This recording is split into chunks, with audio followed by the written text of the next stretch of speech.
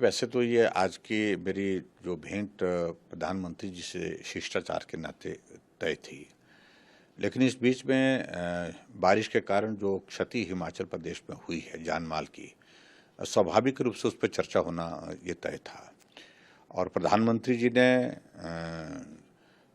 तुरंत जो है वो सबसे पहले इसी बात को लेकर के ही चर्चा की कि हिमाचल प्रदेश में बारिश से जो नुकसान हुआ उसकी क्या स्थिति है। मैंने अवगत करवाया। मैंने कहा कि 50 से ऊपर अ, लोग जो है मिसिंग है इस वक्त। और उसके बाद उस वक्त की जो सूचना हमारे पास अवेलेबल थी उसके मुताबिक 4 लोगों की दुखद मृत्यु हो चुकी है, उनके शव बरामद हुए हैं। और पूछने लगे इस बात के लिए कि अब की बारिश के शुरू होते ही नुकसान की बातें आई हैं, तो ये इसकी वजह क्या है? पिछली बार तो लंबा स्पैन था बारिश का, उसके बाद अंत में जो है वो नुकसान हुआ था, ज़्यादा नुकसान हुआ था। लेकिन अभी तो शुरुआत हुई है हिमाचल प्रदेश में एक तरह की बरसात की, शुरुआती दौर पर। तो कुल मिलाकर के मैंने यही जानकारी दी कि जो क्लाउड बर्स्ट की सूचना मिली हमको, और जिसके कारण जो ये नुकसान हुआ है। और नुकसान में अब की बार जो सबसे बड़ी चिंता का विषय है कि जो नुकसान हुआ है वो ज़िंदगी का ज़्यादा हुआ है।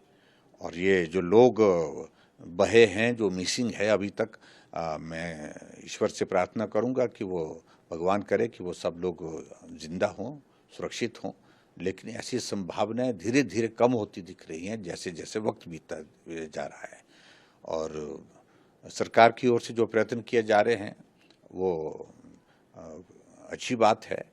और मैं इस बात के लिए जिला प्रशासन को भी बधाई देना चाहूँगा, एनडीआरएफ को भी मैं बहुत उनका धन्यवाद करना चाहूँगा कि कुल्लू में जो 4 लोग जो मलाना प्रोजेक्ट में पिछले 3 दिन से फंसे हुए थे, उनको आज रेस्क्यू कर लिया गया, सुरक्षित निकाल दिया गया। ये बहुत बड़ी एक सफलता है, उनकी ज़िंदगी खतरे में थी। तो ऐसी सूरत में सबसे पहले तो मुझे लगता है कि अब प्राथमिकता यही रहनी चाहिए सरकार की ओर से, जो लोग मिसिंग है वो उनकी तलाश युद्ध स्तर पर होनी चाहिए। परिवार के लोग विचलित हैं, परिवार के लोग परेशान हैं, और स्वाभाविक रूप से पूरे इलाके के लोग परेशान हैं, हिमाचल के लोग परेशान हैं इस सारी इसमें। तो ऐसे में जल्दी से जल्दी कोशिश करनी चाहिए कि उनको उनकी तलाश हो। और उसके साथ साथ में दूसरा कदम जो उठाने की आवश्यकता तुरंत है वो ये है कि और नुकसान जहां होने की संभावना है, खास तौर से नदी नाले के पास जहां कहीं गांव है, घर है, कोई लोग रहते हैं या लोग जाते हैं, तो मुझे लगता है कि उनके उसके संदर्भ में तुरंत जो है वो सरकार को कदम उठाना चाहिए। अगर लोग रहते हैं उनको शिफ्ट करना चाहिए सुरक्षित स्थान पर, और लोग जाते हैं तो उनको जाने से रोकना चाहिए।